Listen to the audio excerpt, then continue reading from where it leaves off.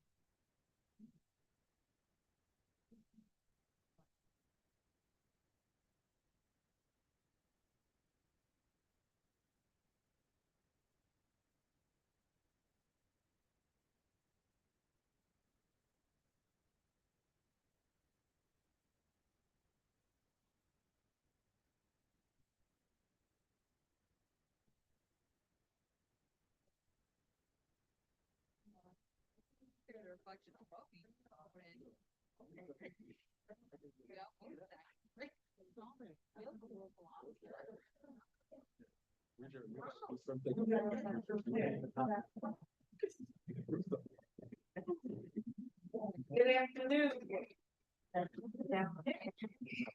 Thank everyone for coming, and we changed the time on you, so I'm glad you were able to make it here earlier.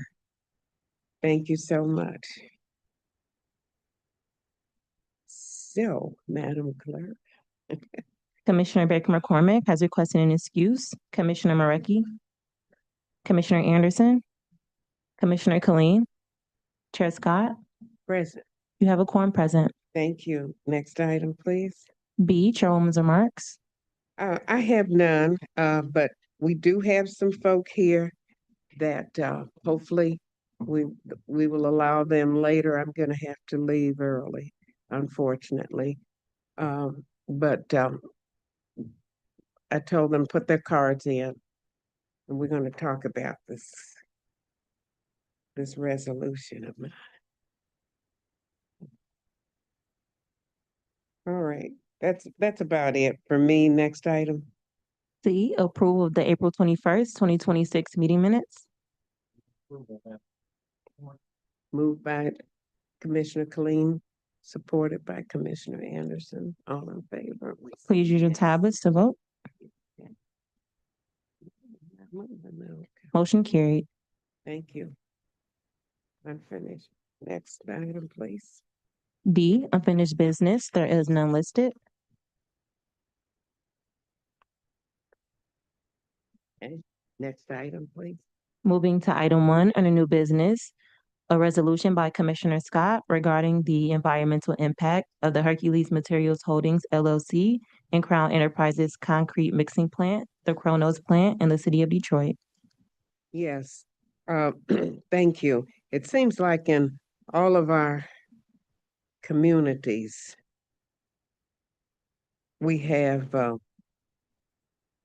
these horrible places, and this one has been some time. The folks who have this, we had to fight them when I was in Lansing. And now we all gonna fight together, hopefully, to get rid of this Kronos place. And that's why there is a number of community people here to let you know what they're doing. And this history under the Crown Enterprises.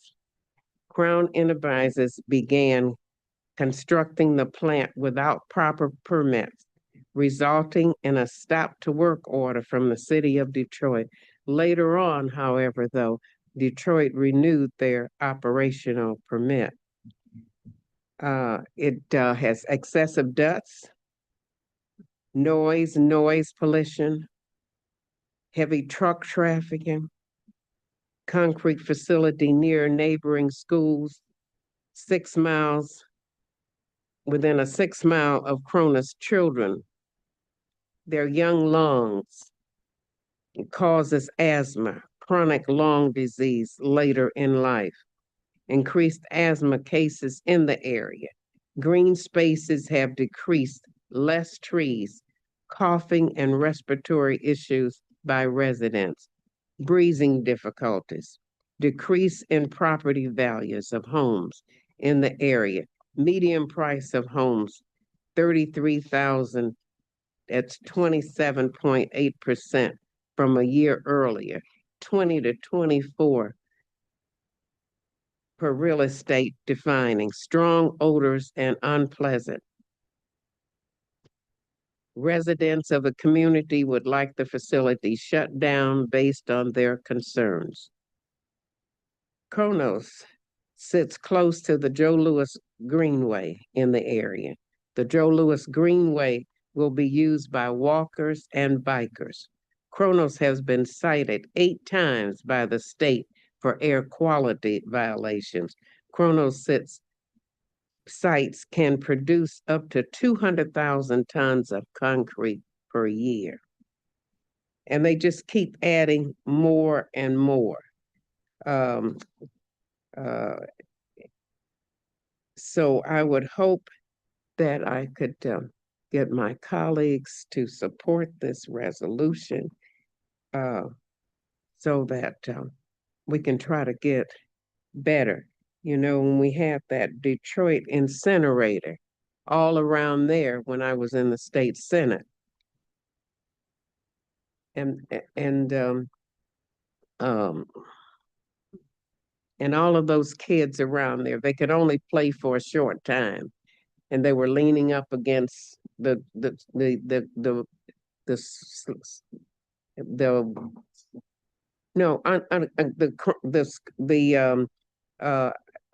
activities that they were playing on, like the swings and stuff. You would just see them standing and leaning and stuff.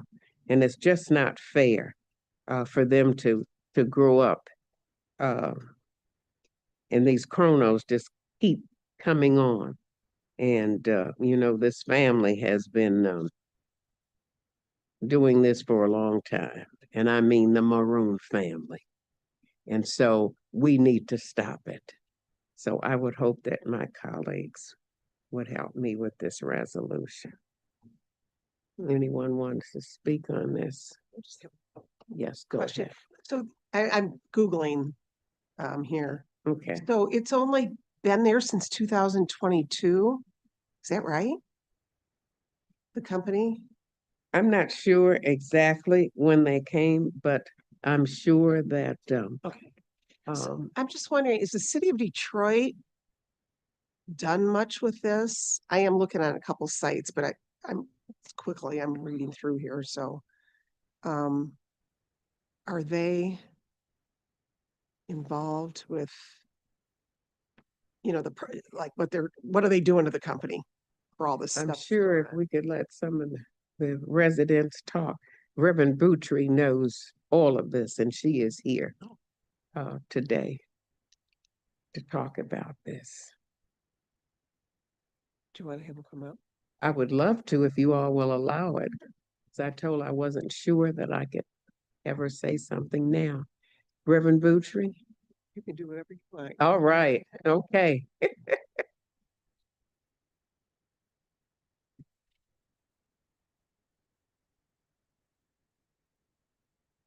Are there any others from the community here? Come on up.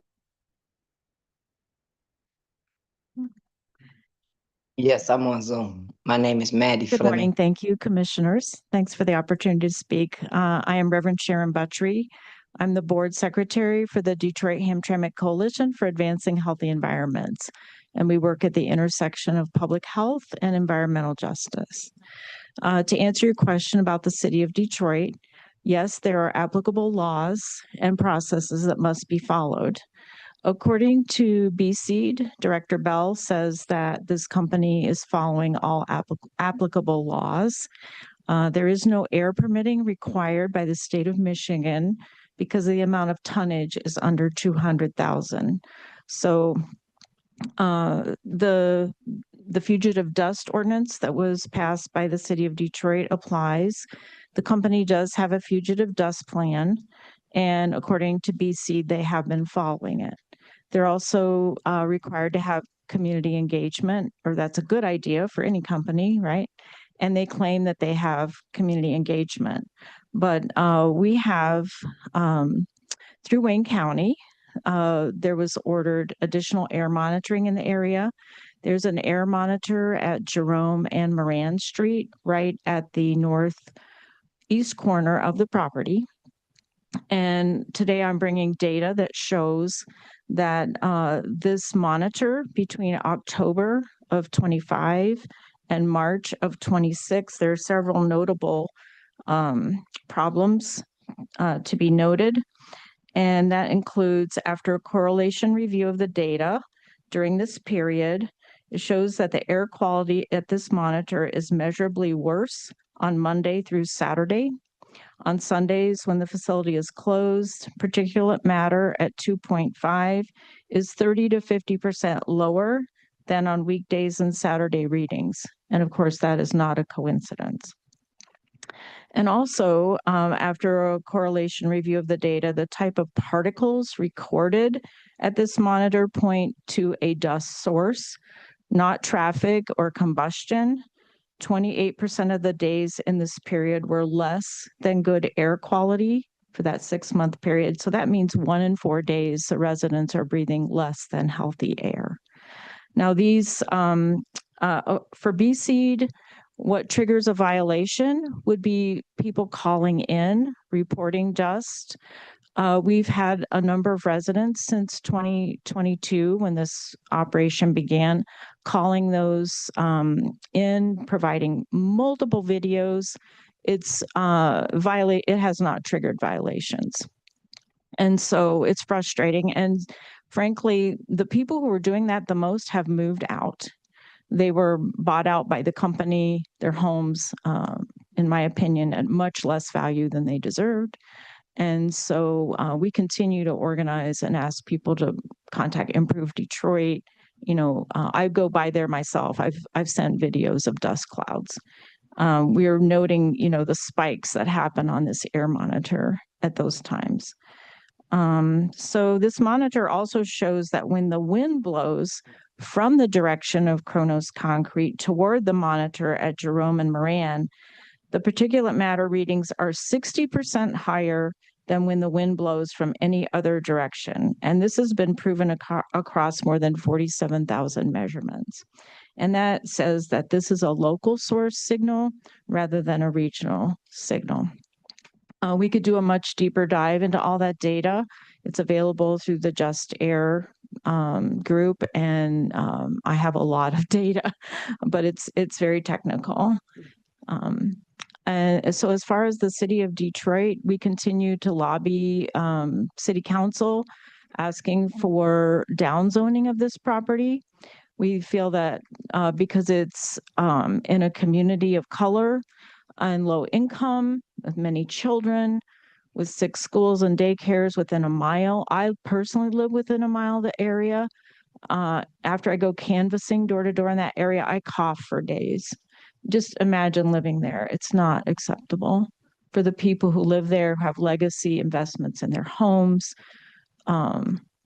There's been a radical drop in property value, and many people really have no other option than to move. The quality of life, if you haven't been there and seen it, it's 43 acres of barren, dusty, or muddy land.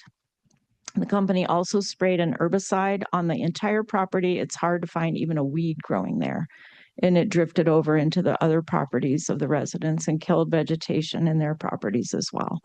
So it's an unacceptable situation to be in a neighborhood and affects so many people. Thank you.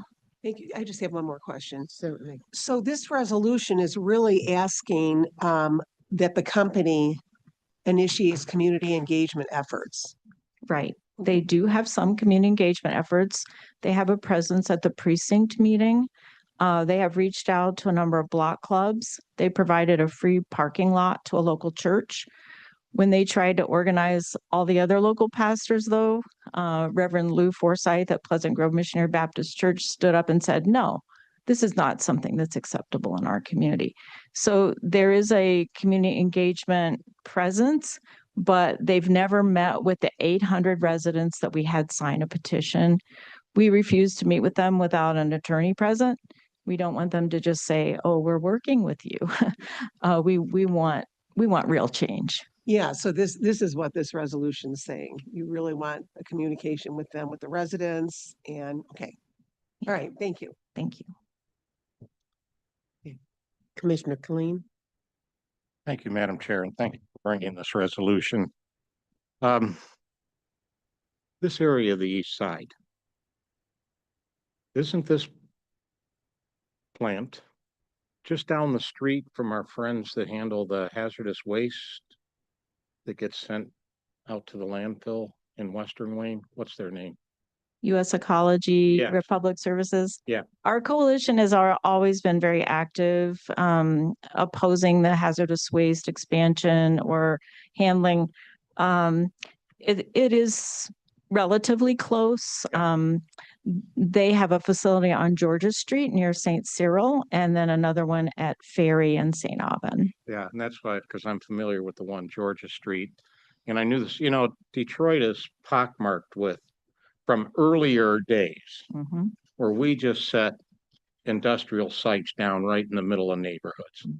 And we're still living with that legacy. And this is kind of over in that area. And the neighborhood has been organized on the other site. And then this one popped up. So, Madam Chair, I'm completely in support of this. The U.S. Ecology folks, if you go back and look at their records with the state of Michigan, they got violations all over the place and the state never enforces them. And so I think in some of these cases, like here, even though violations show up with MDEQ, it doesn't mean that any action is taken by the state of Michigan. So I think we have to rattle our sabers a little louder and get people's attention, Madam Chair, as best we can. And I would like us, maybe not today, but to meet with Wayne County's own air quality folks, right, and discuss with them, because Detroit keeps popping up as one of the worst air quality cities around the country. And I don't know, maybe we should meet with our own department and see if there's further action that is possible through the county on this. But thank you for coming today. And I support this resolution. Thank you, Madam Chair. Yeah, and we've been fighting this U.S. ecology for some time. Yeah. Reverend Butchery was really involved in that too. Yeah. So we still are. That's what I said, all of our communities. We did get an almost $1 million fine out of them. Yeah. And through the supplemental environmental projects, that money is now being spent in the community to do home repairs. So that's a win for us. Okay. All right. Would you like to say something also? I'd just like to address the committee. Your name? My name is Diana Morris, and I'm right on Jerome at the end on McKay Street. I've lived there most of my life, and I do own property there. My point is, why would they put that in a residential space? It's directly on the side of, everybody knows, Original Buddy's Pizza. Why would that be right there? And then you're going to be promoting the greenway space and fresh air and health. And it's cat a corner right there. The dust is going to fly in your face when you're going through there. It's very unhealthy. They've been tearing down homes all over there, asbestos in the home, land, dust. They repaved the streets. In a 5-year span, my voice has changed. I have nodules in my throat that I didn't have, dust in my car. It's just everywhere. So I'm just pleading with you guys to support this action and do everything we can to. The worst was you removed people from their homes and you got blocks sitting full of nothing but dust. We need your help. We need it. Thank you so much. Would you like to have word? Mr. President. Okay. Thank you. My name is Allison Bone. I'm the Director of Constituent Services for Senator Chang, so I'll be reading a statement on her behalf. Thank you for the opportunity to speak, and thank you to Commissioner Scott for sponsoring the resolution and championing public health, clean air, and vibrant communities. Clean air is a human right. Every person deserves to breathe air that is free of dangerous and harmful chemicals and particulate pollution. According to an air quality study conducted by Just Air and Detroit-Hamtramck Coalition, the particulate matter found in the air near the Kronos concrete facility was consistent with the material in concrete specifically, as opposed to other environmental factors such as traffic-related pollution. Air monitors also show that the air quality is better in the Sunnyside neighborhood on Sundays when Kronos isn't operating. The difference in air quality was significant, 30 to 50% lower levels of PM 2.5 compared to weekdays and Saturdays. This is clear evidence regarding the negative impact that Kronos concrete facility has on air quality. The most important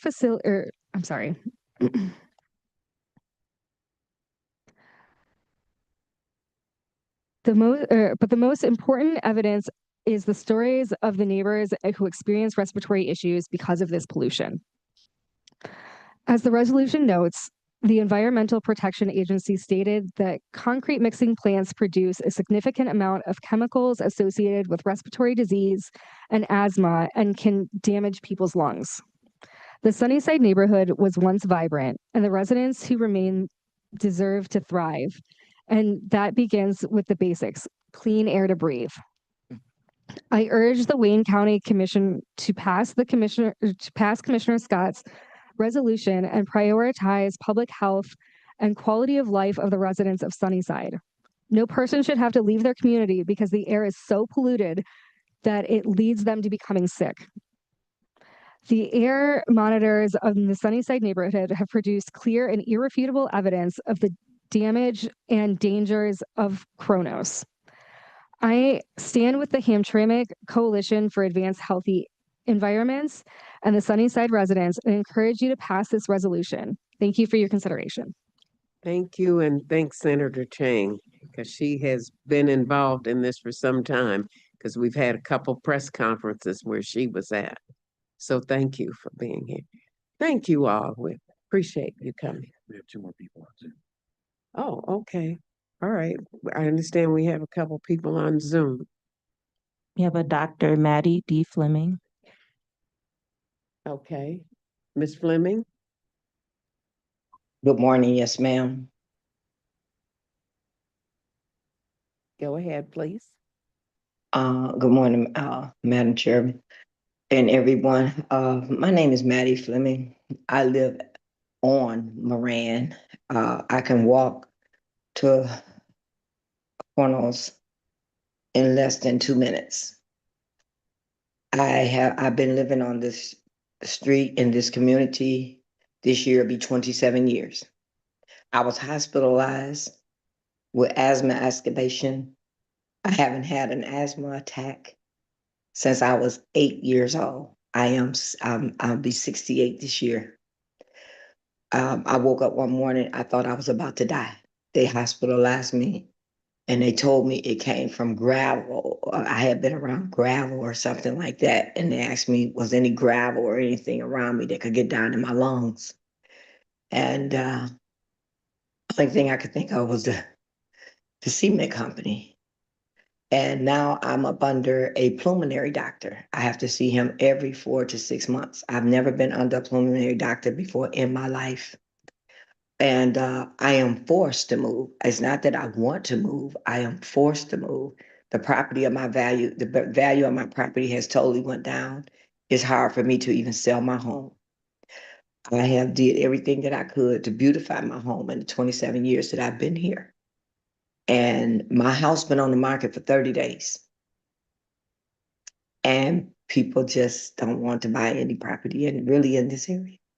And it saddens me, it hardens me. I don't even allow my grandchildren to come over and visit me because I know if it did me like that, I don't know what it would do to my grandchildren. And it's a shame that I have to be, it's almost like I have to give up my life for somebody else to just come in and pollute our area. And I'm very, very dissatisfied with this. I'm very dissatisfied with this. And I pray that you all will come together and do whatever needs to be done to shut this place down. Thank you. Thank you so much.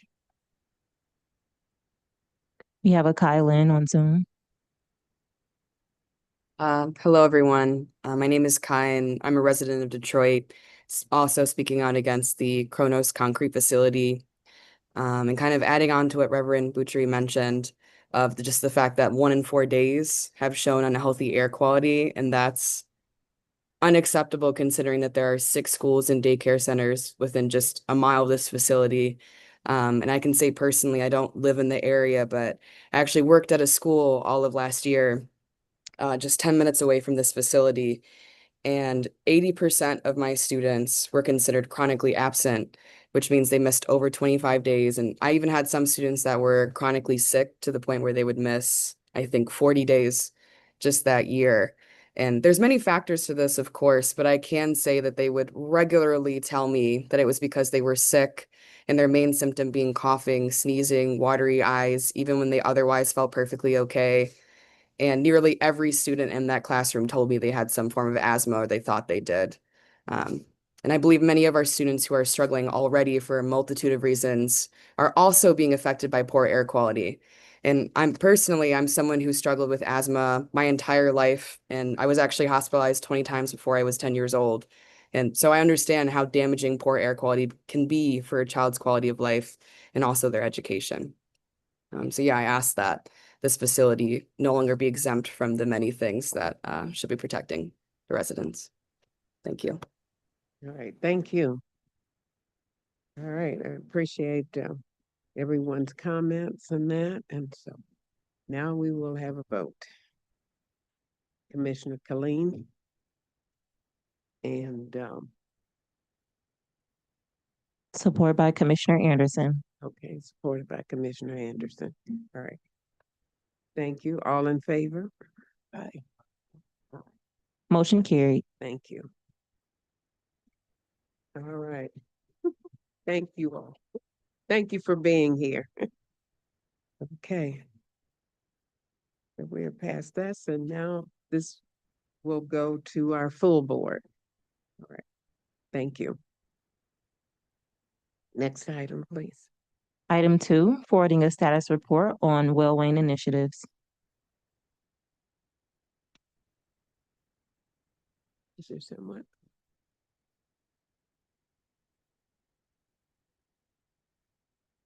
Good afternoon, Aja Harris Martin, Chief Programs Officer for Wayne County Health, Human and Veteran Services. Thank you.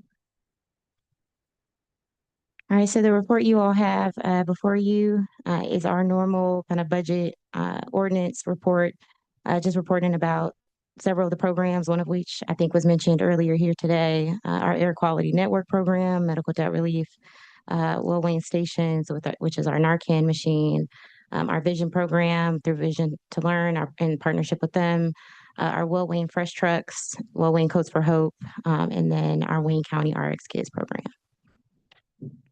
All right, thank you. Commissioner Peterson. Thank you. Through the chair. I just have a question on the for the Narcan vending machines. Are those permissible in the city of Detroit as well? Yes, yes. Okay, so we do have them. Yes, and we are our community behavioral health program with under Dr. Chef's leadership.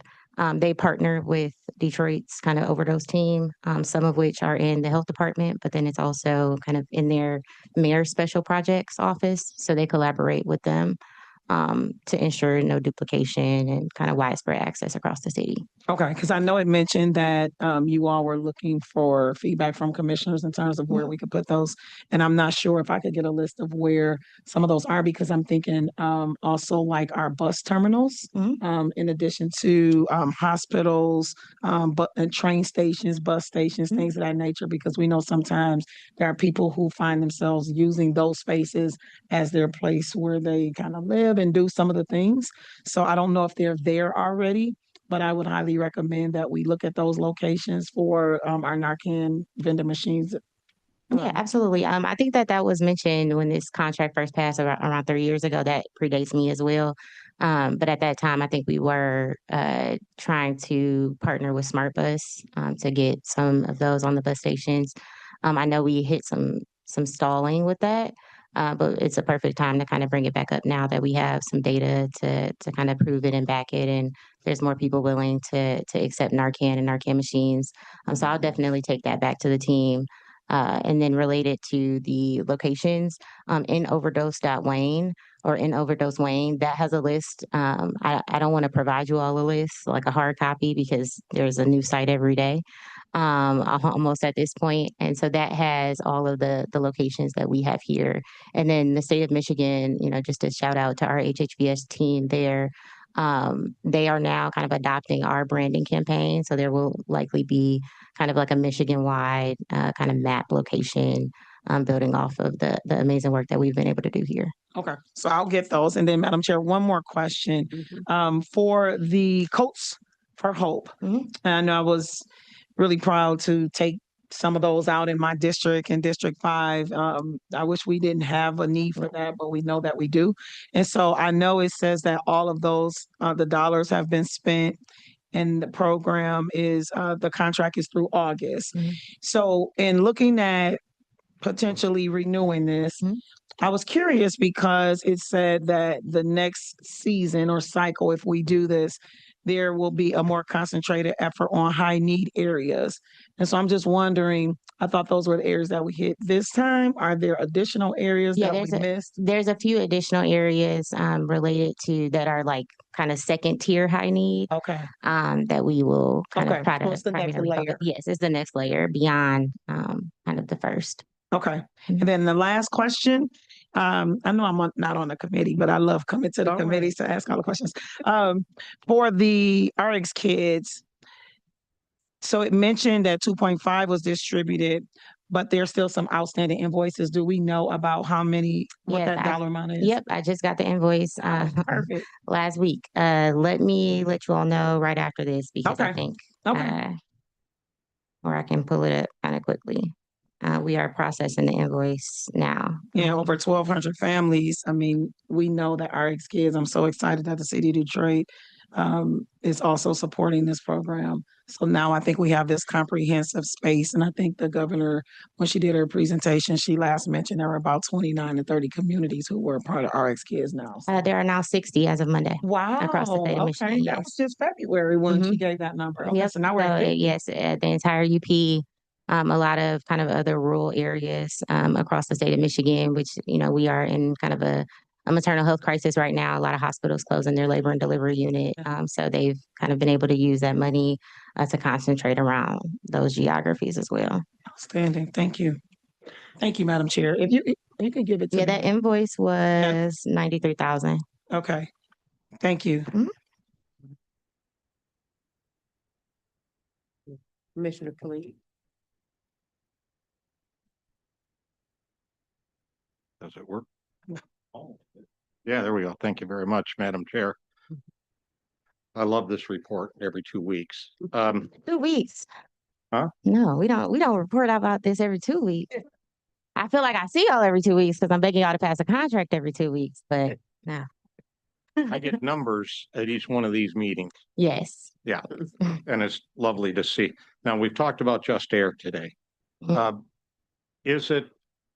I would just like to ask the department of the appropriate people in department, perhaps have a meeting with the chair here and maybe myself.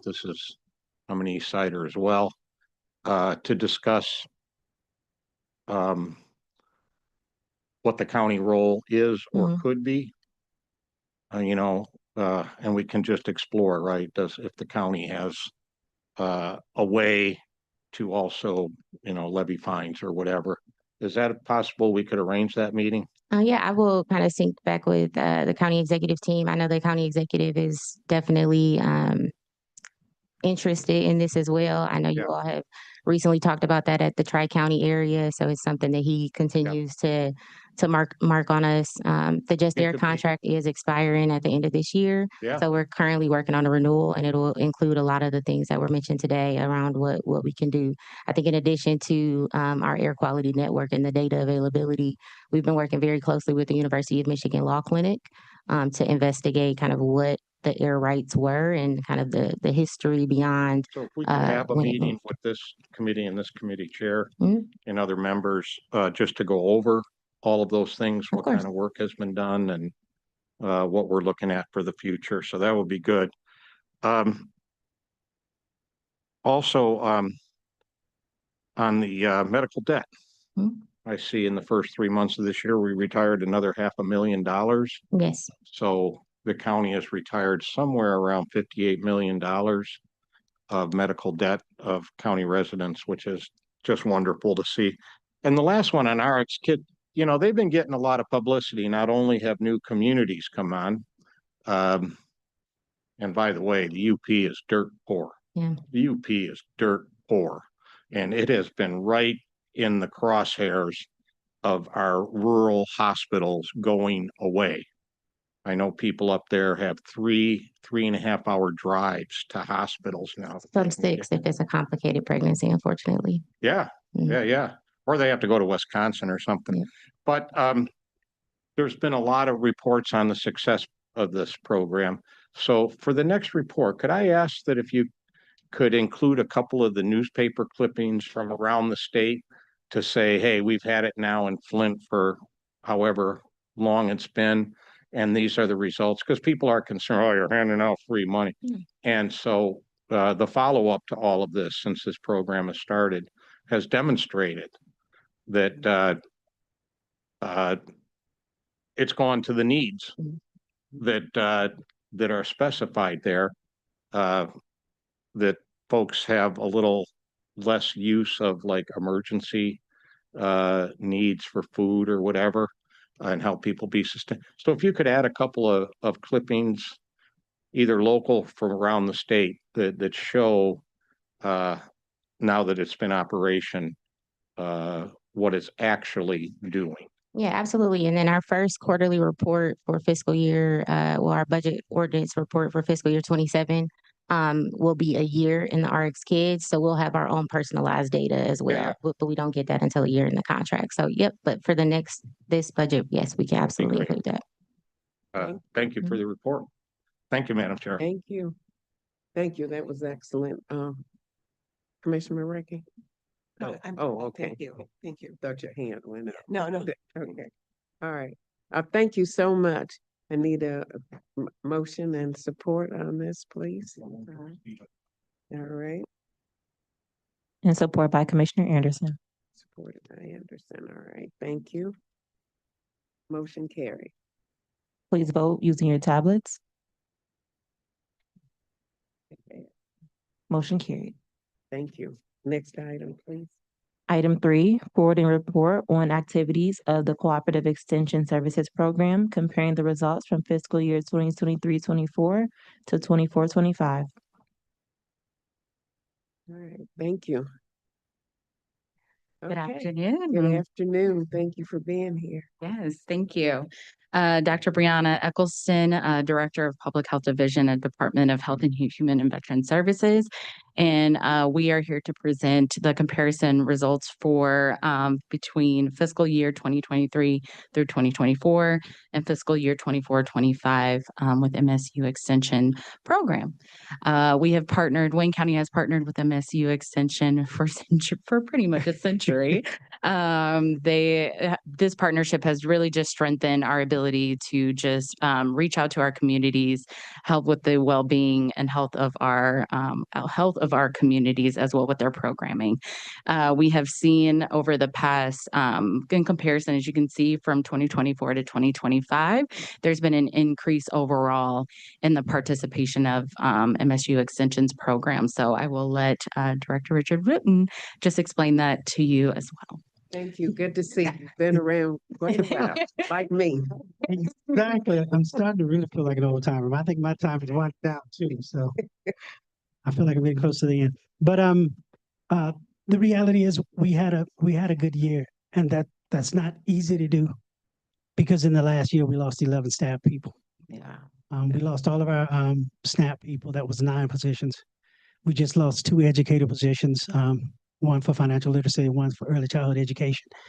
And because of the budget challenges, those positions won't be replaced. We've got a total staff of about 20 full-time staff and 7 part-time staff right now. So, I mean, we're facing the same challenges that all organizations that are dependent on federal funding. So that's the reality. So I'm excited to report that our numbers have gone up. And I'm kind of giving you some insight into what we're going to be facing next year. That's 11 people gone that were on the ground. So I don't know what the numbers are going to look like for next year. We're going to do everything we can to get the most out of the staff we have. We're going to continue to try to provide programs where people live and where they work. One of the things we're doing, and you get these reports, I circulated these copies, and I hope you take a time and really look at these. These things cover just about everything people are interested in. So I hope you're sharing those with your constituents because they cover everything from, child and family development to homeownership to mental health to food safety. So a majority of these programs are free, they're online, and they're really how we've been able to extend our impact with a shrinking staff. When you look at the numbers that we report, we have a centralized reporting system. I should see one. Go ahead. No, you can use mine. Yes. Oh, there you Oh, there you go. go. We I need to try, right? Yeah. We have a centralized reporting system that provides the numbers by county. So the beauty of that system is that we get credit for everybody in Wayne County that participates in those programs because they track it by county. So what I'm saying is that if we can't provide the face-to-face programs to the degree that we used to, I'm hoping we can share this information so people can still take advantage of those resources. And we will continue to do everything we can to do the face-to-face program because we know that's important. And we know that for specific populations, that's how they want to be engaged. So we still want to make sure we engage people the way they want to be, and especially seniors. Seniors love to have those meetings. They love to come together. They love to talk. They love to have those conversations. Some of the younger people, they love the technology. They love the internet. They love the virtual stuff. So we're going to do everything we can to try to continue to provide programming. But I'm just going to be honest with you, next year is going to be a tough year. And I don't know what our numbers are going to look like, but we do appreciate the support that you provide every year. It's because of your support that we're able to leverage those other dollars and make extension work. We just know, just like everybody else, we're kind of headed for some tough years next year or two. So if you got any questions, I'm here to answer. Do you have a small clip that we could put in our newsletter? You mean like a video? No, in the newsletter. Okay. We have written newsletters that we Blur. locally that we send to all of our constituents. We can create one. Okay. We can create it and get it to you. What we're doing, that's a little different. When we meet with new partners, we generally provide things like an annual report. And what we realize that, that's really not adequate because what they really want to know is what you're providing for that specific year. So since we've lost staff, we've lost the ability to do some of the face-to-face programming. So what we're developing now, we're going to share it with all of you. We're developing a list of actual programs that we can provide from year to year. And that's going to change from year to year based on what we can do and based on staffing. So we will share that with all of you. It's only about 3 pages, but we will create the blurb so you can share that as well. But that's what we're developing to share with new partners because they want to see the specific programs from painting to tie-dyeing with kids to leadership to civic engagement to money management to mindfulness for sleeping. Whatever we can provide face-to-face, we're going to put in that new report that we're creating. So when we talk to partners, we can talk specifically about what we can provide. And unfortunately, it'll change from year to year because, every year we got the same challenges as everybody else financially. Okay. Thank you, Mr. Wooten. Commissioner Marecki. Thank you, Madam Chair. Richard, will you remind me how much we give you from the county a year? We get approximately $300,000 with 3% increases from the base year, which Okay. was 2027. Okay, and then the Someone matches that, right? Somebody match that? The total budget is approximately $500,000. I haven't looked at the numbers lately, but the total allocation for extension is $500,000, and it covers all of the indirect costs that are part of that budget. The contract is $300,000 from the base with 3% increases for the additional years. And does the state give you the other? I'm trying Yeah, to think of. all of our other funds come from state funding. We get a state line item allocation, and then we get federal funding through USDA. And I know right now we're having some issues with the federal funding right now. So that's how we leverage, and then we get grants. So between the grants, the federal funding, and the state funding, that's how we sustain the program. Because we still have 27 people that still are housed in this county that do programming. And the cheapest position we costs about $85,000 a year with salary and benefits. So that's how we've been able to sustain ourselves. The funding you provide, along with the office space, has provided that foundation. And we've worked to kind of match those dollars that you give us to continue to provide programming. Okay, thank you. Thank you, Madam Chair. All right, thank you. Commissioner Peterson. Thank you, Madam Chair. What are the programs all virtual now, pretty much? No, they're not. No, they're Okay. not. And we did talk to the partnership that you gave us. Okay. We had conversations with it. Okay. But this is the key. We've got that partner has to be willing to provide that particular content, because I think you asked about the mindfulness program. Yes.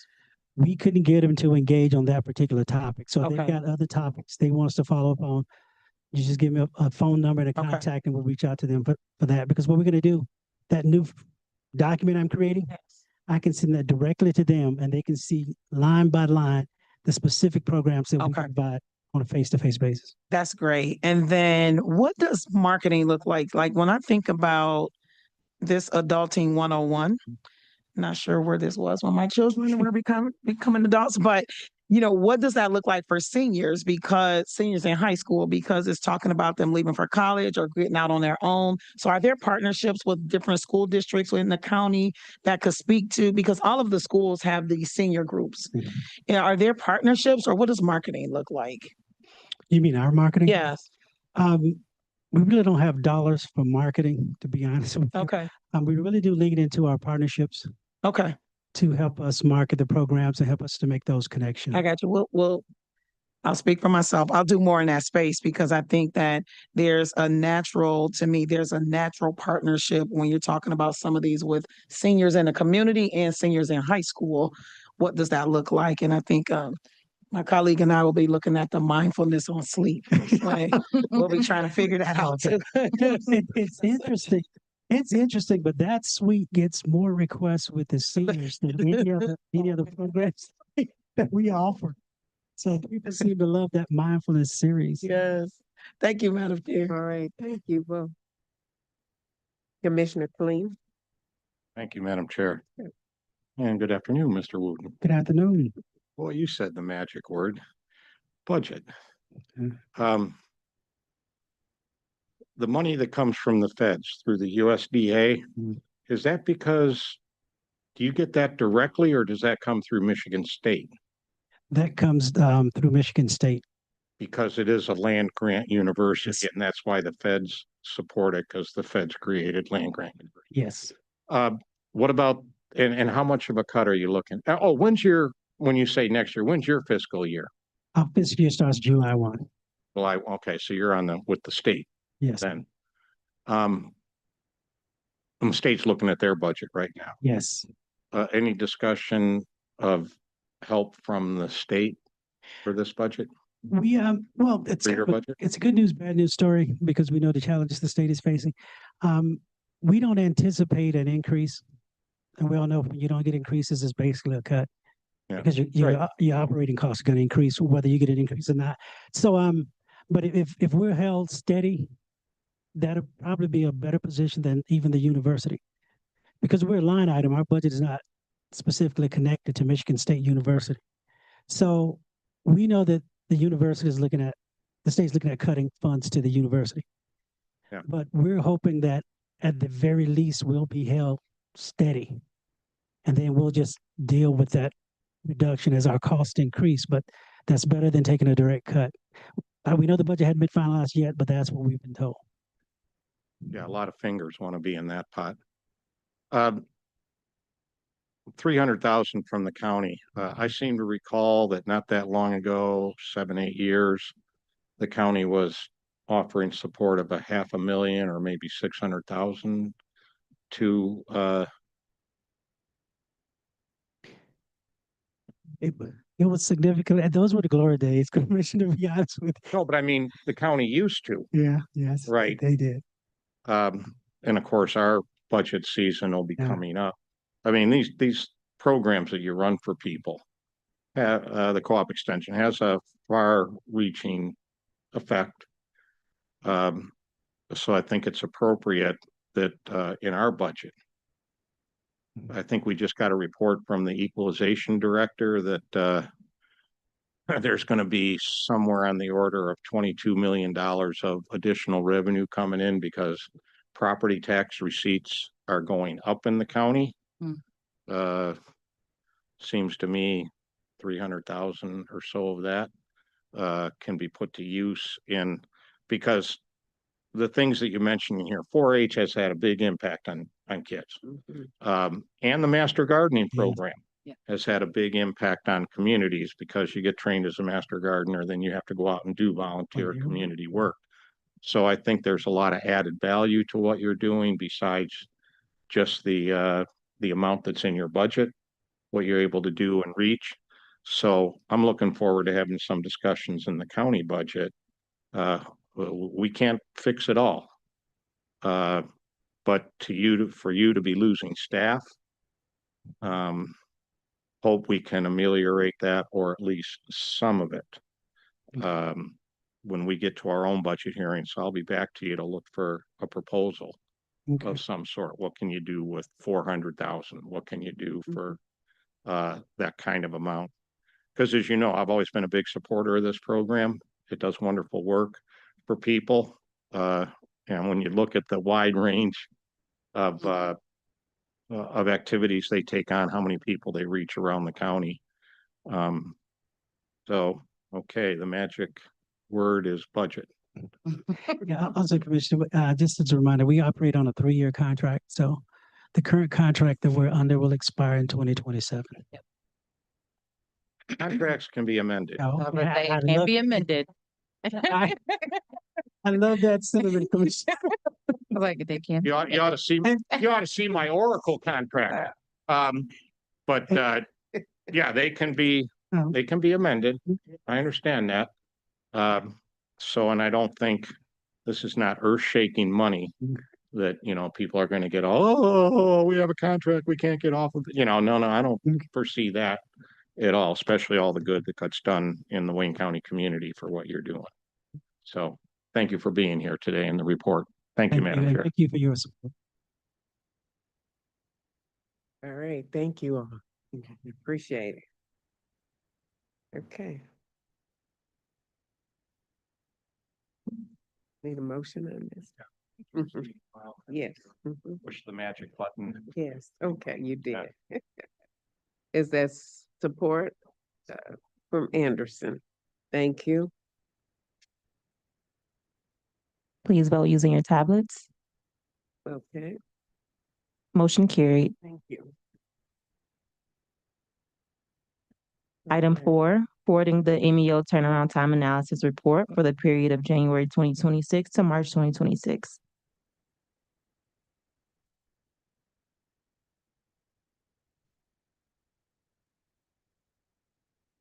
Hello, Charlie Rose. Yeah, how you doing? Division Director for the Medical Examiner's Office. And I'm here to report the quarterly report from January 1 to March 31st, 2026. During that 90-day time period, we had 4,228 decedents that were reported to the MEO office, and we accepted jurisdiction of 735 of those cases. 460 received full autopsies, 245 received inspection only, and 31 received a limited autopsy. During that same period of time, we had 391 cases that were submitted for histology, and the average turnaround time for that service was 3.4 days. For the final cause of death and amendments, of those 735 decedents that was brought in, that we accepted jurisdiction for between January and March 31st. The average time the average time within the 90-day calendar was 410 of those cases. The final cause of death was issued in 17 days. The 203 of those cases have been amended in that total of 34.8 days. For the cremation permit, we received 3,206 requests for cremation. And of course, during that time period, we approved those with a 0 days turnaround time. So again, within the 8-hour period. All right. Yes. Thank you for your report. Thank you. Commissioner Killeen. Thank you, Madam Chair. And I continue to be impressed with Wayne State stewardship of our MEO's office. We had a number of struggles for a number of years. And I don't know if people noticed it a couple, 3 weeks ago in the news that there was a ceremony held for the unclaimed bodies. I guess the students at Wayne State maybe medical school. The mortuary school. The who? Mortuary school. The mortuary school. Yeah. My uncle would kill me for calling that medical school. But yeah, the students at the mortuary school had a service for the unclaimed bodies in our morgue, which had mounted to like 17 or 18 individuals, if I have that right. No, we had 150 over the course of the year. Yeah. 150. So it's just a further indication to me about the care that Wayne State University has shown in managing our MEO's office. Thank you, Madam Chair.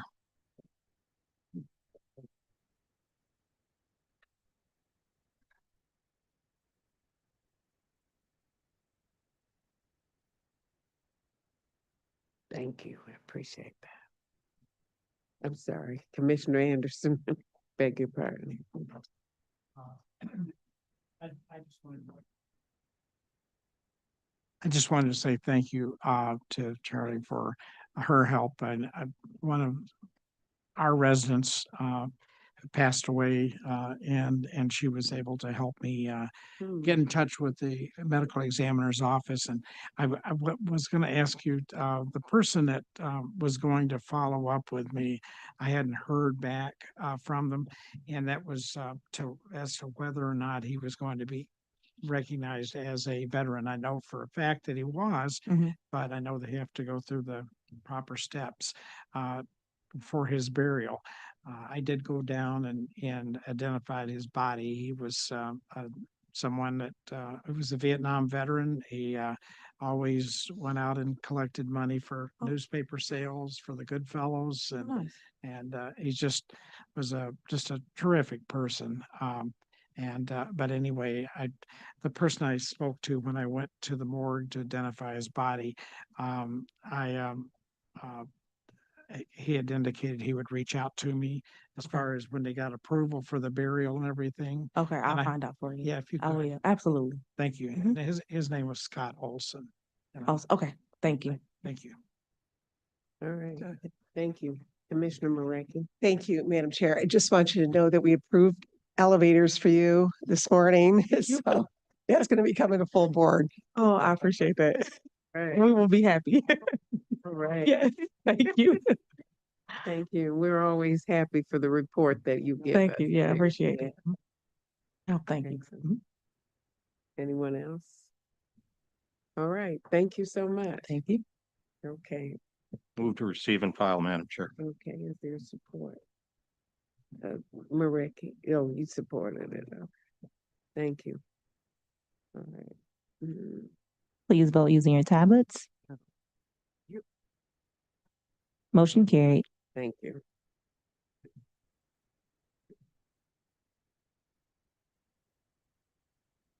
All right. Motion carried. Item 5, requesting commission approval of Amendment 2 to a 3-year comparable source contract with 2 one-year options to renew with Detroit Public Safety Foundation to continue providing community-based programming for at-risk youth in Detroit through the Moving Forward series program.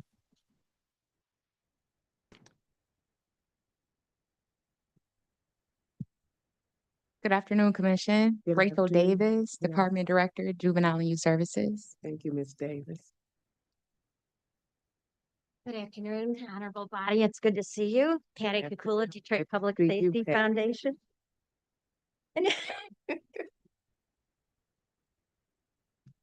I'm Bridget Jackson, the program coordinator for Moving Forward. All right, thank you. So we're here today to request an approval of amendment number 2 to the 3-year ComSource contract with 2 one-year options to renew. There is no change to the dollar amount. We would just like to reallocate the budget to continue providing community-based programming for at-risk youth in Detroit through the Moving Forward series program. This is funded 75% by the state of Michigan, with the 25% coming from the general fund. Thank you. Any questions? Commissioner Khalil? Thank you, Madam Chair. Good afternoon. So we've been in operation here for about a year now.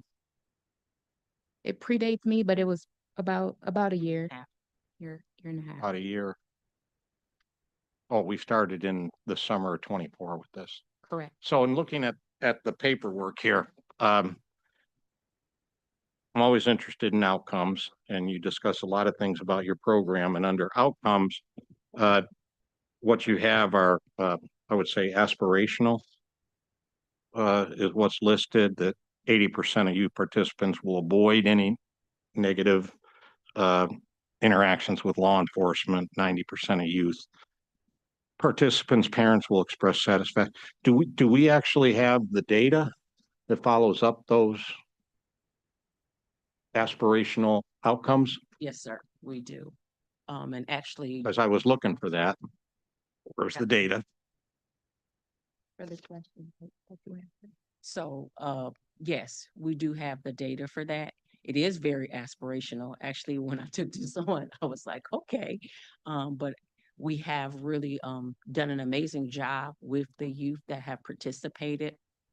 Of the youth, we've had 60 youth so far come through our program as of when we sent this report to you. We've just added 5 new youth since everything was sent over to you all. And out of those 60 youth that we've served, 4 of them have had some type of other police incident. So there's been some type of recidivism with them. So yes, we've done a really amazing job with working with the youth that we're working with, because we're working with them as well as with their families.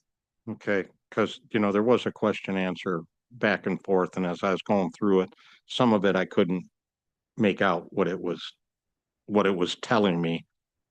Somewhere in here you did talk about 3, I think it was 3 youth that experienced recidivism. So where are the youth coming from that you're getting? They're coming from all over the city of Detroit. So a part of the grant is they have to reside inside of the city limits. Right now, we have served 10 of the zip codes within the community. And if I'm sorry. Go ahead. How do the kids get referred? Through the court, and also through Detroit Police Department, Captain Thurkel and the gang squad, and whoever, they are very close to a lot of young people in the city. So there's a relationship with that, but the courts are sending the children that are, probation, they're on probation. These are, very high level risk, and also in people who have been in contact with police. They're not just kids who are potentially, they have been through the system at some point or another to try and keep them out of the juvenile system. Some of them are light touch, others have been still on probation or have had a lot of interaction with police already. Because there's a growing number of programs for diversion out there to select among the courts, what we do here in the county, Detroit Police. Are most of these referred by officers? Is that how you get most of them? When we originally Because they know the kids. Yeah. When we originally started, they were. As we have progressed and gone on, we were blessed to be featured on Fox 2 News. a couple months in, and that has generated several of our youth because parents saw it and reached out to us. We do have a website, so sometimes people go to the website and do, but our biggest amount of youth right now are coming from either probation officers, other programs that are similar to ours, but they don't offer all of the services. And so we have done some partnering, as well as Patty just said, the judges. We just had a program in our building last night. We're in Durfee. We're housed inside of Durfee. And a couple of judges were there for another program. And again, they were just talking about moving forward and then sharing about doing some referrals. So that's been of our 5 that just recently joined, 3 of them were referrals through the court. And none of this, unless there's recidivism, none of this involves the juvenile detention facility, correct? No, sir. This is all services that are done from their homes? Inside of our program. So we do. Yeah, as a part of the program, but they're living at home. Yes, sir. Okay. Hello, and don't you have 2 that are outside the home? I thought there were Oh, kids living on their own? No, I thought they had foster parents or. Oh, yeah. One is in a foster. He's in a foster home, but he's still, I consider. But they're homes, But they're but they're all not. community. They're all community. Okay. children. That's the way, Yeah. That's the word. All right. More of this we can do, the better. Thank you very much for being here. Thank you, Madam Chair. All right, thank you. If I may, through the chair, I'd Yeah, like to go say ahead. how unique and innovative this program is. I don't think that there's anything like it in the country, and it was a major step. And I think coordinating through Detroit Police, and we're as a foundation, we're the charity and the fiduciary specifically, but we have a role now through the changes to be more interactive and program management. And it is extremely unique. Was a new program, and I think that support has been there. The word is getting around. And when you see the interactions and how the kids change after the period of time, and I think we found an excellent representative for Wayne County. And as a director, I have to say that Bridget and her husband, who volunteers regularly, they work with the kids. They actually cook together at the facility and make dinner for themselves when they have their meeting, which I always think that's a good community thing to eat together, right? But I must say that as a director, it's a pleasure to see you work and your changes that you make in these young people's lives, and your husband, the investment. I think we've been very fortunate, especially the first time ever doing this, to never have a program like this in Wayne County. I think you guys are really lucky to find this person. Thank you. And you've been doing this for a while, Patty, so thank you so much. We're not going to talk about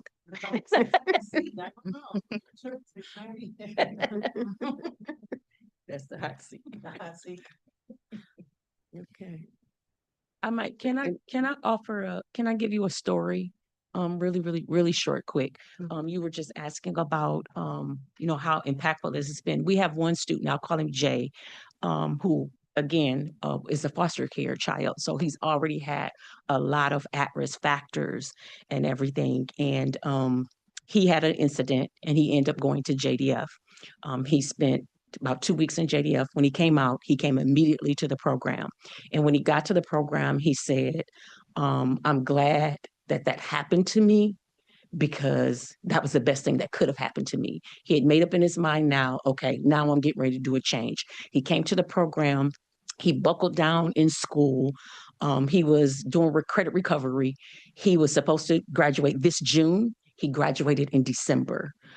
He's had a job in the community for the past 6 months, and 2 weeks ago was taken off of probation. So this program is working. That's great. Well, thank you and your husband too. Yeah, that is so important. Was there any other? Oh, Commissioner Peterson. Thank you. Through the chair, I was just going to say, and maybe this is just adding on to what Patty is saying, but I appreciate the wraparound services that are available to young people in this space. I mean, even something as people might think is minimal as the incentives. And so you're talking about the level of touch points. So how many touch points? So you have to come consistently to the hubs and get all that is offered to them simply by showing up. And you just never know. And so for young people who are in this body of work, the adults and the young people, I think if we could make sure that we're touching them here, then we don't have to touch them later, having them on the adult side of the facility. And so I appreciate that we recognize that this body of work needs to continue and we need to be as versatile as possible in the way that we do this. You know, I saw field trips and things of that nature. And I think all of that's required because they do get to a point where they recognize that somebody does care about their outcomes. So thank you. Yes, thank you all so much. We'll get a motion on this one. We have a motion by Commissioner Marecki and a support by Commissioner Killeen. Thank you. I vote yes. Please vote using your tablets. Motion carried. Thank you. We're gonna switch chairs now. Have Commissioner Killeen will take over. Thank you all.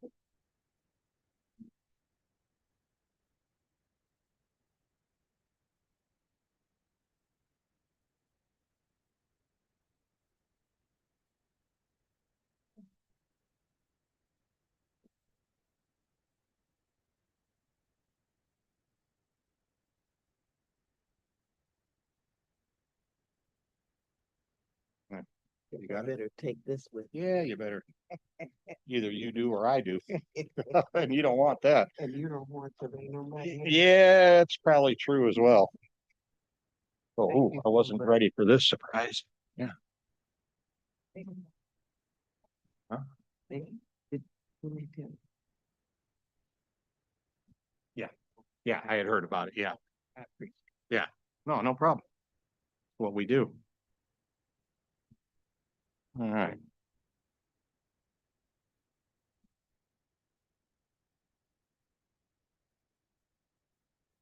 Uh-oh. So I'll still use this. Okay, hopefully. Well, I got this. No? Okay. All right.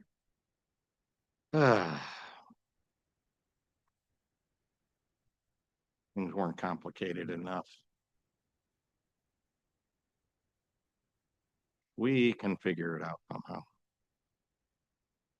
I can follow it on the board up there if necessary. Yeah.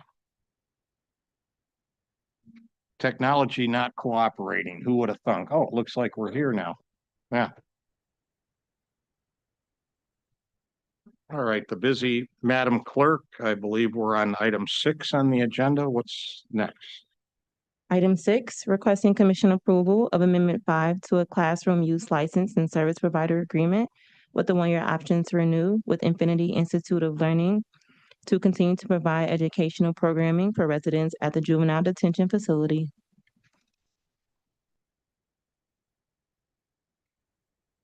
Good afternoon, Rachel Davis, Department Director, Juvenile and Youth Services. Okay, you beat me to the punch. Go for it. Oh, sorry. What's the contract? The contract is requesting commission approval of Amendment number 5 to a classroom use license and service provider agreement with a one-year option to renew between the Charter County of Wayne and Infinity Institute of Learning, formerly Capstone Academy, with no change in dollar amount, extending the term to continue to provide educational programming for residents at JDF. It will subcontract to Infinite Pathways LLC of Detroit, an educational service provider for daily operations. The total amount remains $1 with no county match. Amendment number 5. That's not taking an option to renew, is it? No. I see that's included. What does Amendment 5 do? Amendment 5, I believe this is to capture the movement from EdTech to Infinite Pathways. There was a change in the management company of the provider. Okay. With a one-year option? Correct. Does the current contract have options to renew? I believe so. I believe it was the Yes. same. We were just, we wanted to note the change from ed tech to infinite pathways. But does this add a year option? We are not seeking to add. Provider agreement with a 1-year option renewal, and that just might refer to the fact that there is, in the contract, there is a 1-year option somewhere. Yeah. Just bring it, okay. And it's $1. That's correct. So you get your funds from the state of Michigan and the per pupil allocation, is that how the funding of this works? The year of public school? Yes, Chair. Dr. Zakia Gibson, the CEO for Infinite Pathways, LLC. We Your, receive your name and title, please, ma'am. Yes, She did? yes. It started out quiet. I didn't. My apologies, That's Chair. okay. Yes, and to this honorable board, thank you for the opportunity to speak. My name is Dr. Zakia Gibson. I am the CEO for Infinite Pathways LLC, the educational service provider for the academy located at JDF. Thank you, Dr. We do receive per pupil allocation for every youth that is enrolled during count day at the facility. The rotating youth, we do not receive allocations for. It's just the ones who are present during count day in October and February. And aside from the $1 from the county, is there any other source of funding for this? Just state and federal funding. Okay. Questions from committee members? I'll get to you. I do committee members. Okay. Commissioner Peterson Mayberry. Thank you. Through the chair.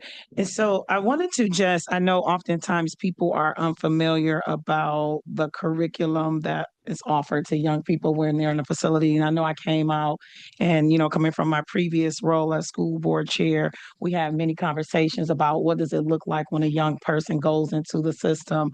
Are they still being educated?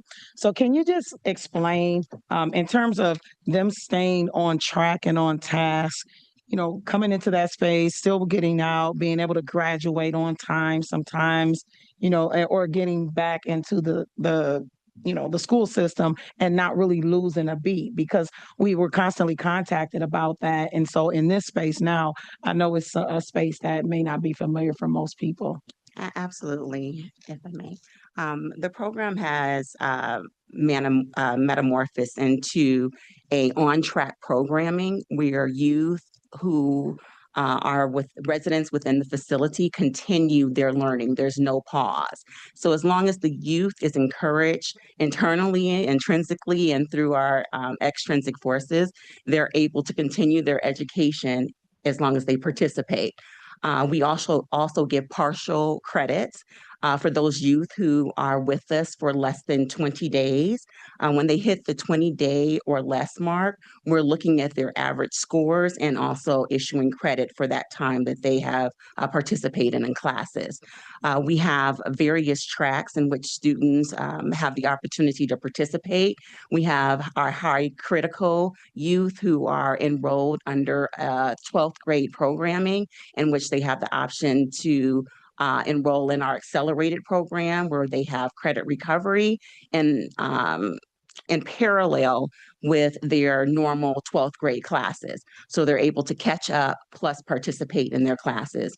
We use a program called Edgenuity, which is online based with certified teachers, but we also have certified teachers in-house with parapro assistance to help those youth accomplish those goals and tasks of their educational path.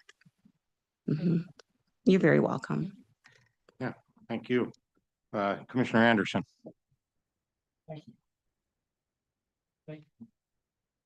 Thank you. I just wondered, there's a young man that I used to have his district that he lived in. And I think he worked with Capstone. CJ, a guy, did you ever know that young man? That's sort of off. I am unfamiliar. Okay. We see a lot of youth. A lot of them are memorable, but he's a teacher. Oh, okay. Yeah. No. And Unfamiliar. Oh, okay. Yes. All right. I'm sure he was passionate and did great things. Very good. Very great young man. Okay. Just very good. Thank you. Absolutely. Appreciate what you're doing too, by the way. Thank you. Yeah, I have one other thing I want to ask about. I do have quite a bit of experience in this space, as we say today. 15 years in the Denby classroom, freshman science. Do you guys still follow the state curriculum in terms of what you're offering students? Because what I found in the classroom was, see, the idea was they'd go in there and they wouldn't miss a beat, right? And they come back out. Well, in reality, we'd be nowhere close to being on the same track that the state curriculum says, week 1, you do this chapter, week 7, you do this. They'd be nowhere near that. And so they'd be picking up stuff that we wouldn't even maybe get to for the full year when they'd come back. So how do you navigate that, just so it's relevant for the kids? Absolutely. So we follow the state curriculum, but it's modified. So we are in alignment with all content areas, all core content areas, and the various standards that we're responsible for when educating our youth, but it's in a modified format. So it's either accelerated or it's based on the youth's capabilities in that environment to complete courseworks and those standards. And who sets those standards? Well, we follow the state, but the state does. Yes, the state. We follow the state standards. And so we receive those content area standards, and our certified teachers create their planning in order to implement those standards through instruction. And so, and this will be the last thing on it. So the state has recognized that maybe we need other options than just a rigid, here's the state curriculum, and this is what gets taught in week 26, and this is what taught in week 38, that to give you some flexibility with the actual people you have in front of you to give appropriate instruction. That is correct, sir. Okay, that's good. Commissioner Marecki? Thank you, Mr. Chair. How many of the kids that are in this program are even to the level they should be? I would say approximately 35% of our youth that come in are at level. And if they're there greater than 60 days, we definitely increase that probability of them being on level. Because of our programming and our one-on-one ability to work with their youth, we're able to help them to recover courses and classes and credits. Okay, and then they get out and they maybe slip back down again? Yes, and then they come back in, some of them. And we start over again to assist them so that there isn't a beat missed in programming and offering. Thank you. We actually keep track with our youth, and we do have a transition program in which we have an educator that is responsible for connecting with the youth after they transition from JDF.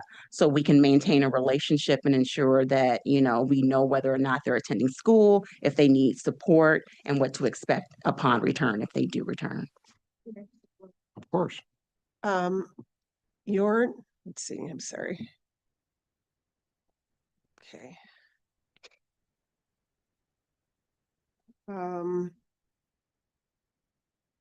You were formerly known as Capstone. Now it's Infinity Institute of Learning. That is correct. And they voted to contract with Infinite Pathways. So what is all that about? Sure. So the PSA, the Public School Academy, is Capstone. The board just decided to change their name to have a unique, non-affiliated name to another school that existed. And from there, the previous management company has dissolved and is no longer interacting in the functions of an educational service provider. So my team was hired to provide educational services and operations for support of the academy. And so is Capstone still another entity outside of? No, it's not. It's not? No. All right. Yes, it was a previous affiliation with a different contract. Got it. Okay. Thank you. You're very welcome. See no more questions. Pleasure of the committee on this item. We have a motion by Commissioner Anderson and support from Commissioner Marecki. Please vote on your tablets, the yeas and the nays. Motion carried. Did mine? Okay. Thank you for being here. That's a tough space you're in there. That's a difficult, I mean, all my experience in the classroom, that's difficult enough, right? And to have the kid leave your classroom and then you see him again 4 months later or whatever, you guys are in a tough place there. So, Well, we appreciate your decision and your support, and we enjoy serving our youth. thank you. Madam Clerk, I think we're on the agenda. Moving to the addenda, item 7, requesting commission approval of a retroactive subrecipient agreement with Detroit People's Community, DBA, the People's Action, to implement the Justice Impacted Juvenile Diversion Program to reduce gun violence. Ready?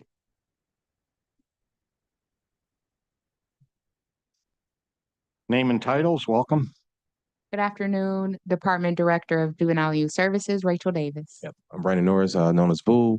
I'm the Executive Director for the Detroit Community. Okay, I'm going to start with one question and see what other folks have. For this item to come to us, it's mentioned that there's a 94,000 outstanding balance that the department hasn't paid to the People's Action. Is that still the case? That is still the case, Chair.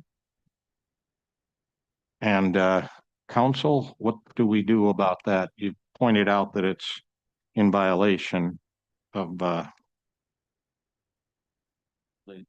what? Outstanding. Yeah. It's outstanding invoices. So how do we deal with that, council?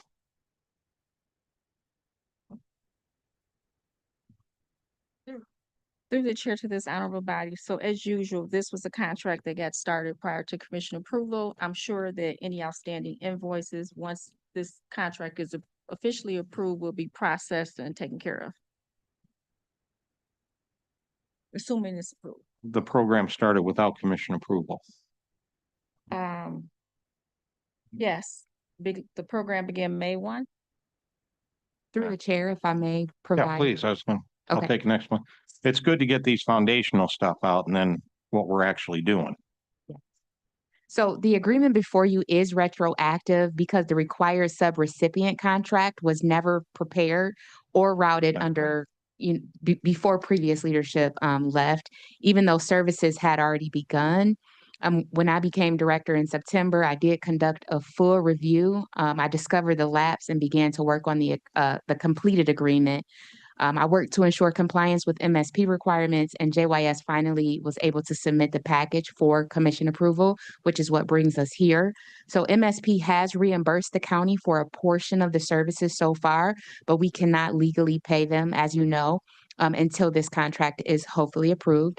They have continued serving youth in good faith and have incurred a significant amount of unreimbursed costs.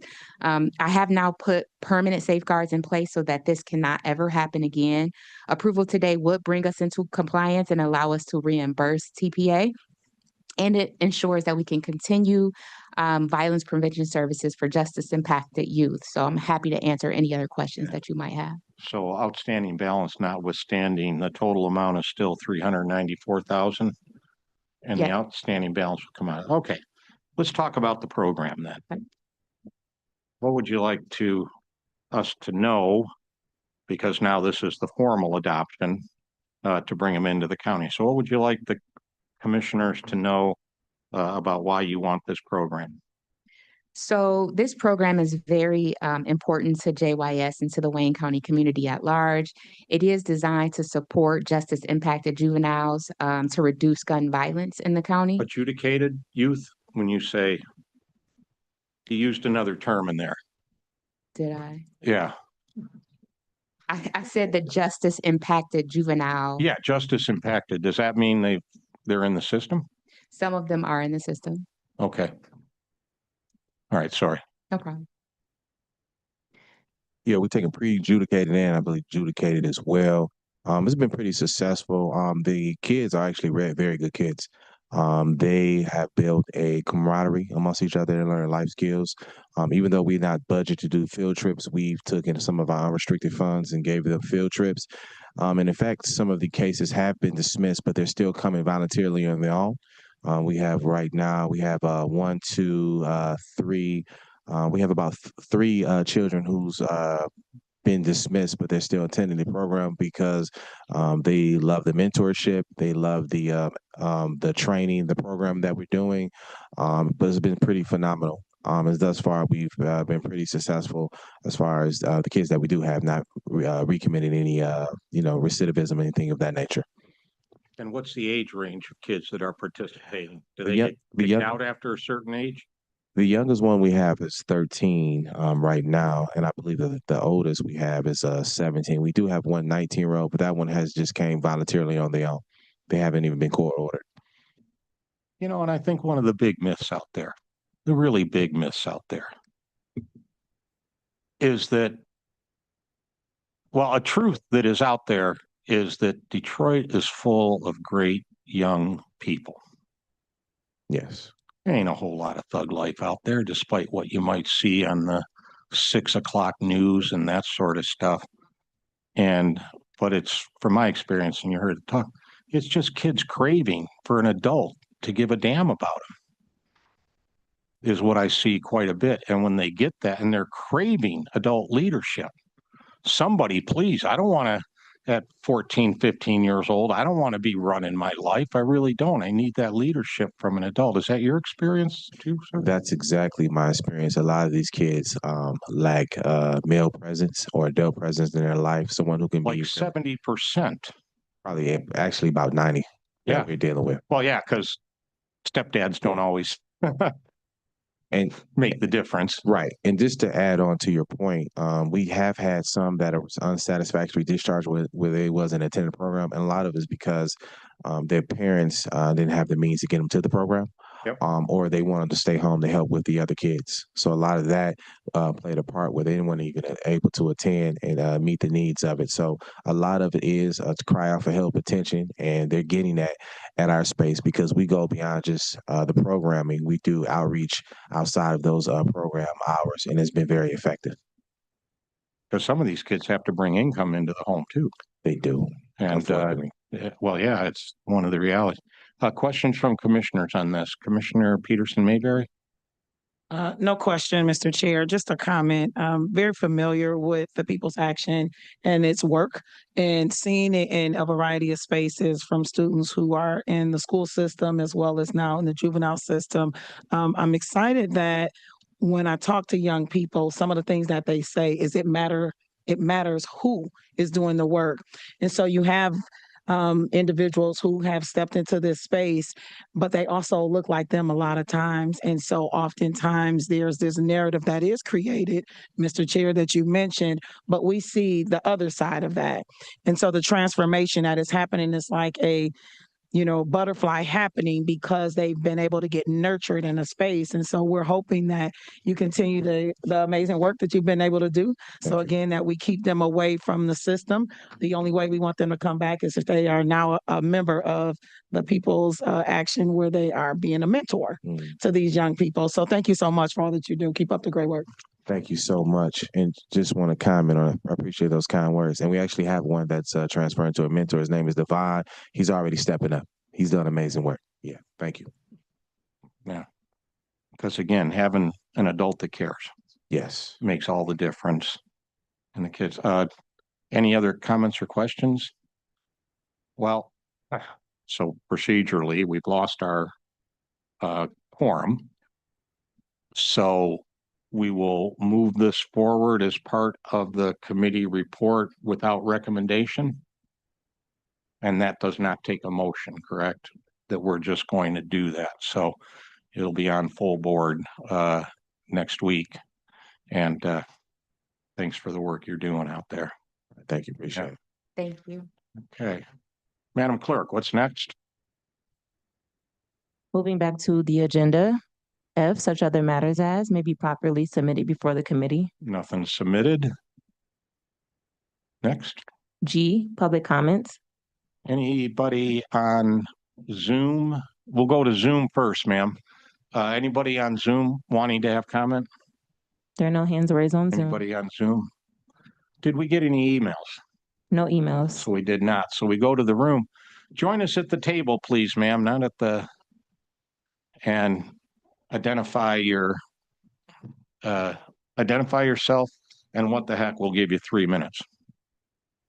Push the little, it says, when the green light's on, you're on. Good afternoon. My name is Patrice Wilson Graham. I first want to just thank you, commissioners and committee, for allowing the community to have a voice at these meetings. Many of you have seen me come back several times, and I'm back again because I truly believe in the importance of staying connected to the people and systems that help move our communities forward. I have an organization by the name of the Martinez Way Foundation. It was created from a personal loss and transformed into purpose. Our mission is to provide trauma-informed grief, recovery support, mental health resources, mentorship, and life skill support to youth and parents and families throughout the Wayne County and surrounding communities. Over the last several meetings, I've been listening, learning, networking, and building relationships because I understand the real community impact takes consistency, not just one appearance. Today, I am here to continue making the connections, the partnerships, collaborations, and the support as we prepare for our upcoming event this June 13th, which is my son's 10th year angel anniversary. We're having a mental health and grief resource fair at the Chandler Park Dome. This event is focused on bringing healing resources, mental health awareness, grief support, and community services directly to families who need them the most. I'm also wanting Wayne County to know that organizations like mine are ready to do the work. We are ready to partner, we're ready to serve, and ready to help bridge the gap between communities that are in pain and communities that are healing. Thank you again for seeing me, hearing me, and allowing me to continue showing up. I look forward to continuing these relationships and working together to create lasting impact in Wayne County. Thank you for joining us today. Anybody else in the room for public comment? Last call for public comment. Madam Clerk, what's next on the agenda then? Adjournment.